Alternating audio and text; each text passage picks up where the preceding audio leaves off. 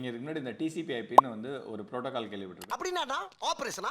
அதில் மெயினான 2 விஷயம் மட்டும் எடுத்துக்கிறோம். ஒன்று டிசிபி, இன்னொன்று வந்து யூடிபி. ஸோ டிசிபினா டிரான்ஸ்மிஷன் கண்ட்ரோல், இன்னொன்று வந்து யூடிபினா யூசர் டேட்டாகிராம் ப்ரோட்டோகால். இது ரெண்டுக்கும் டெக்னாலஜி ஆர் கண்டென்ட் டிஃப்ரென்ஸ் விட்டுருவோம். எதுக்கு யூசேஜ்னு மட்டும் பார்ப்போம். என்னவா இருக்கும்? எனக்கு என்ன தெரியும்?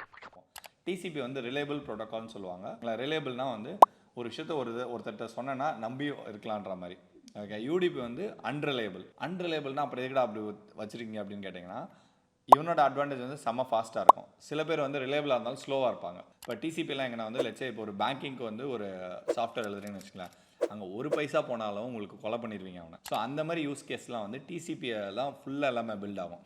இதே வந்து லெட்சே இப்போ இந்த மாதிரி ஒரு வீடியோ பார்க்குறீங்க, இதில் வந்து ஒரு ஃப்ரேம் மிஸ் ஆனாலும் உங்களுக்கு கவலை கிடையாது, 100 பைட் போனாலும் ஒரு பிரச்சனை கிடையாது.